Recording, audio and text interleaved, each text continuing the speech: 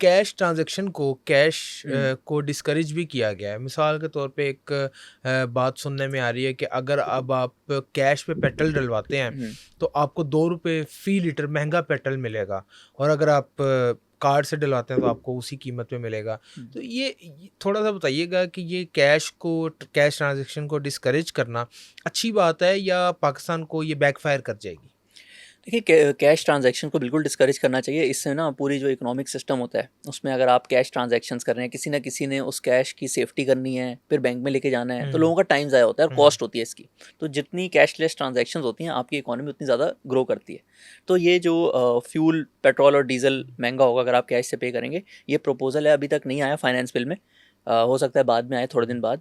सो इसको भी बड़ा सोच समझ के करना चाहिए, क्योंकि अभी भी पाकिस्तान में जो है बहुत ज़्यादा जगह हैं, इवन दो लोग सोचते हैं कि जैज़ कैश है, सब कुछ है। इसके प्रोज एंड कॉन्स क्या हैं? प्रोज तो आपने बता दिए कि सेफ्टी का वो तो इसके नुकसानात क्या हैं?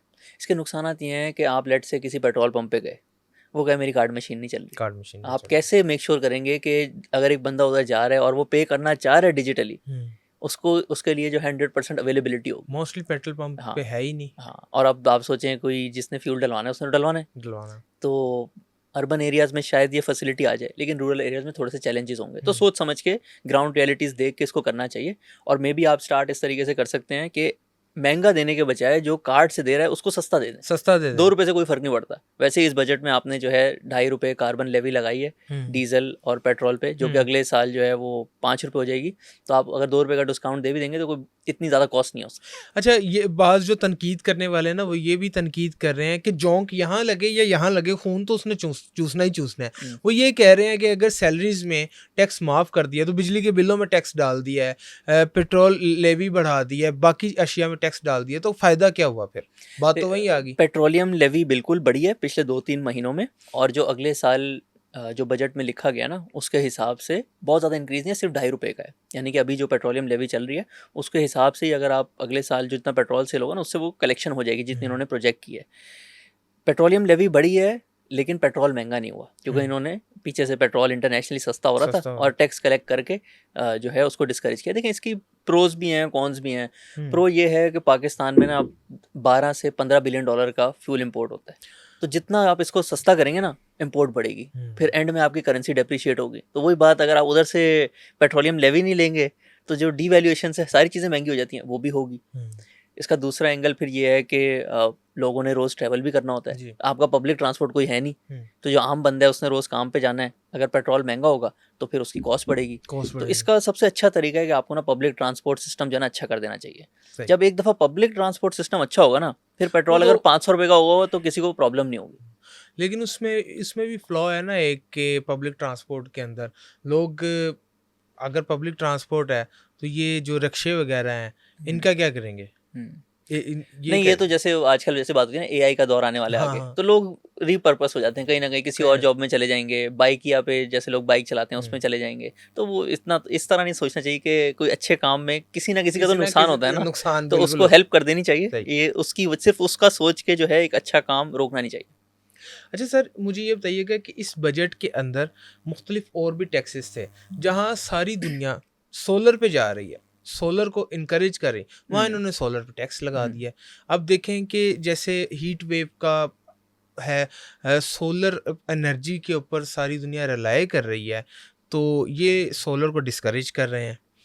ये सोलर को डिस्करेज किया जा रहा है, ये बात सच है, लेकिन अभी भी सोलर बहुत सस्ता है। यानी कि जो सोलर से बिजली बन रही है ना, इस पे बाकी मुल्कों के मुकाबले में सोलर सस्ता है पाकिस्तान में। अब सिर्फ 18%, इस पे कोई ड्यूटीज़ वगैरह नहीं है, सिर्फ सेल्स टैक्स अप्लाई हुआ है। ये कर सकते थे, थोड़ा कम रेट अप्लाई कर देते, क्योंकि जब 0% सेल टैक्स होता है ना तो इससे मनी लॉन्ड्रिंग भी होती है। यानी कि अगर किसी ने लेट से बायर $1 मिलियन भेजने हैं तो वो एक फेक ऑर्डर बना लेता था सोलर पैनल का, जो कि पाकिस्तान में कभी आता ही नहीं था, और उसके पूरे के पूरे पैसे, कोई टैक्स उसको नहीं देना होता था, वो बाहर चले जाते थे। तो इस पे सेल टैक्स थोड़ा सा होना चाहिए था ताकि लोग मनी लॉन्ड्रिंग ना करें, बट 18% आई थिंक इन्होंने थोड़ा सा ज़्यादा बढ़ा दिया। और ज़्यादातर आप लोग सोचते हैं कि जैसे लाहौर में लगे हुए हैं सोलर पैनल्स, कराची में लगे हुए हैं, 70 से 80% सोलर पैनल्स जो है ना उस जगह पे लगते हैं जहाँ पे बिजली होती ही नहीं है, जहाँ पे ग्रिड है ही नहीं, गाँव में। तो आप उनके लिए जब बिजली सोलर पैनल महंगा कर रहे हैं तो वो इतनी अच्छी बात नहीं है, लेकिन थोड़ा सा सेल टैक्स इस पे होना चाहिए ताकि जो मनी लॉन्ड्रिंग वाला एलिमेंट है ना वो ख़त्म हो। इसमें जो टैक्स कलेक्शन का है डिपार्टमेंट है हमारा, वो बाकी चीज़ों से सैलरीड पर्सन से टैक्स हटा दिया। अब ये जो टैक्स कलेक्शन है इसमें कितना इम्पैक्टफुल है ये बजट? इसको इस तरह देख लेते हैं जैसे कि एफपीआर का जो अगले साल का टारगेट होता है, लोग कहते हैं अचीव होगा कि नहीं होगा। तो वैसे बजट के नंबर्स में तो सिर्फ 18% इंक्रीज़ है, लेकिन उसमें ये अज्यूम किया हुआ है कि जो अभी साल ख़त्म हो रहा है उसका टारगेट अचीव हो जाएगा, वहाँ पे भी बहुत बड़ा शॉर्टफॉल होना है। तो ये जो अगले साल तकरीबन 25 से 27% जो है एफबीआर का टैक्स टारगेट जो है ना ऊपर है। अब उसमें हम देखते हैं कि अगले साल तकरीबन 4-4.5% ग्रोथ होगी, 7.5% इन्फ्लेशन भी अज्यूम की हुई है। तो 7.5% इन्फ्लेशन अज्यूम की हुई है। हाँ। और ये कम कितनी हुई है? पिछले साल अब ऑलमोस्ट जो साल खत्म हो रहा है इसमें तकरीबन 5% की एवरेज बनेगी। इसमें भी ना जो फूड रिलेटेड इन्फ्लेशन थी वो बहुत ज़्यादा कम हो गई, चीज़ें सस्ती हो गई। महंगाई कम होने के बावजूद जो 45% लोग हैं वो गुर्बत की लकीर से भी नीचे हैं। ये वर्ल्ड बैंक की लेटेस्ट रिपोर्ट आई है। उसमें ना एक चीज़ ये भी चेंज हुई है कि पहले वर्ल्ड बैंक का मैट्रिक होता था कि अगर आप $2 से कम कमा रहे हैं ना दिन के जी, तो आपको खतरे गुर्बत से नीचे तस्वर किया जाता। अब इन्होंने उसको बढ़ा के $3 कर दिया। तो एक ये थोड़ा सा ये एलिमेंट भी है। दूसरा, पाकिस्तान में भी पिछले 2-3 सालों में ग्रोथ नहीं हुई तो अनएम्प्लॉयमेंट बढ़ी है, लोग बाहर जाने की कोशिश कर रहे हैं। तो दोनों चीज़ें जब कंबाइन होती हैं ना तो ये जो है ना रिजल्ट बहुत खराब है। एक खुशखबरी भी है, वो ये कि सरकारी जो ओहदेदारान है उनकी सैलरीज में इंक्रीज हुआ। मैं पिछले दिनों काफ़ी ऐसे लोगों को मिल चुका हूँ और उनको देख चुका हूँ जो पूरी फैमिली समेत बाहर के मुल्क में, यूरोप में, कनाडा में, ख़ास तौर पे ऑस्ट्रेलिया में शिफ्ट हो रहे हैं और वो गवर्नमेंट एम्प्लॉयज़ हैं कि छुट्टी अप्लाई करके वो बाहर निकल रहे हैं और वो सोच रहे हैं कि यार जाना है पाकिस्तान, जाएं या ना जाएं। तो एक तो वैसे ही जो पाकिस्तान से मुल्क छोड़ के जा रहे हैं उनमें सरकारी एम्प्लॉयज़ भी हैं, तो ये सैलरी बढ़ने से कोई इसमें फ़र्क आएगा? देखिए थोड़ा सा जो है ना एक सेंस ऑफ रिलीफ तो है।